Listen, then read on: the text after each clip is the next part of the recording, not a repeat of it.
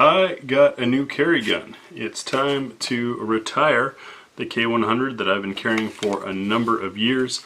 Love this thing, but I had an experience that made me decide it was time to change it out. I'll show you what I'll be carrying instead and why, coming up next on GBGuns.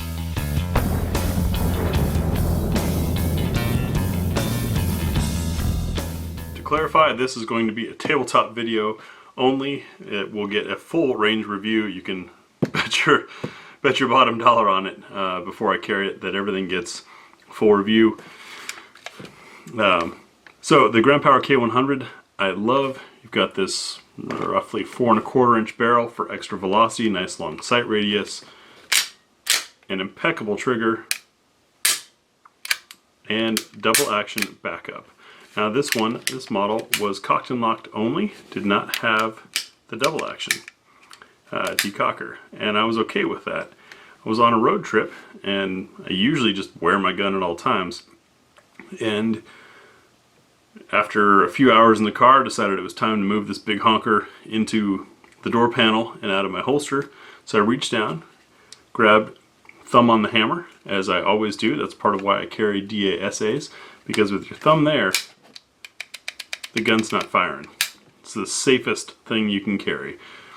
Thumb on the hammer, pull it out, and what I noticed was the safety had come off. Now the trigger on these Grand Powers is incredible. I'll give you another demonstration there. Wall, break. Light, smooth, short, crisp. It's awesome. Part of what makes them super smooth guns to shoot. But carrying it without the safety on, it's not my intent. It's not how I put it in the holster. Somehow this had gotten bumped, and it's probably because after thousands of rounds and years of use, this is worn in to be, I mean, it's competition ready, that's for sure, but not something I want to carry. And while driving, pulling this out and around my body, seeing it down like that was, well, a little scary for me. So this gun is getting retired from the carry circuit. You can see the holster wear, finish wear on this thing, and got a new one. What I'm going to be carrying instead, after full test and some trigger time, is a Grand Power K100. Had you there for a second, didn't I? So what's different between these two is this is the newer production, so some things have changed. Like you notice the levers have changed a bit. Also a nitriding finish on the barrel instead of stainless, and a little bit better, richer bluing on the metal itself.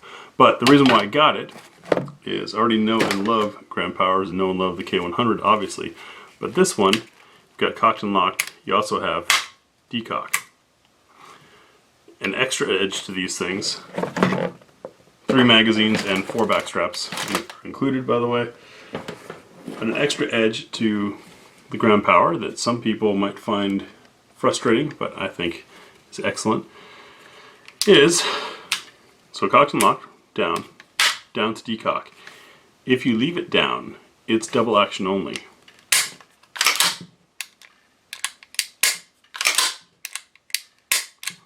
And what's nice about that is if you find the Grand Power single action to be a little too short, light, and crisp for you for carry or duty use, you can leave that down and it's going to be double action all the time.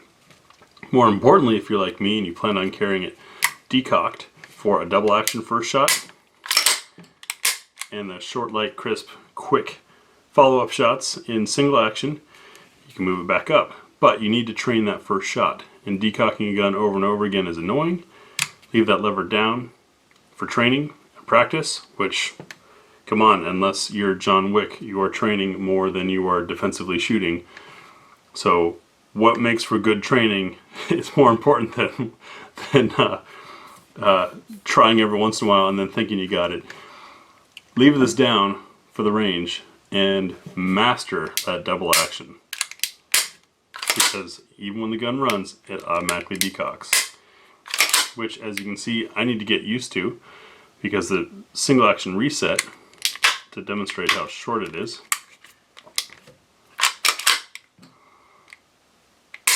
the reset on these Grand Powers is right there. Super, super short. So because I'm accustomed to that, when the gun cycles, I'm thinking reset's going to be here, and it's not. It's a true double action, got to go all the way back out. So that's the gun I swapped to and why. If you're not familiar with these Grand Powers, incredible, amazing guns. We've got, well, more than a baker's dozen of them because I love them so much. Rotating barrel, not like the PX4. This is a different system, but incredibly silky smooth, helps keep muzzle flip down and recoil down. Full true ambi controls. 4 different back straps, 1 on, 3 more included. 3 magazines come with, and construction that is just beautiful. Show you how this comes apart.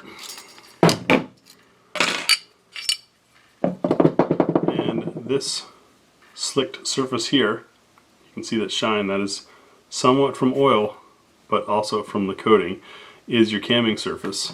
And that's rolling on a roller bearing here. Makes it very, very smooth. Also, long before SIG, Grand Power has been using this steel chassis system that is also serialized, that sits in the polymer. That keeps everything tight and precise. There's no shifting, there's no wallering out of pinholes, things like that. Everything sits in there. And to show you pride of craftsmanship, right there are the initials of the gunsmith that put this one together. They do that on all of their guns. Awesome, awesome guns. I'm not going to go into too much detail because I've done that already in several other videos, but just wanted to show you and start the discussion on me changing carry guns and why. Now, what you carry and why is important to you. What I carry and why may not be important to you, and that's appropriate because we all have our reasons. But for me, I like single action, double action for the backup, and also a predictable, cleaner trigger. I also like the safety of being able to hold that hammer down to keep anything from interfering. Like, let's say that safety had accidentally slipped off and this was striker fired. Then all it takes is something bumping that trigger to set it off. With thumb on the hammer, it's going nowhere.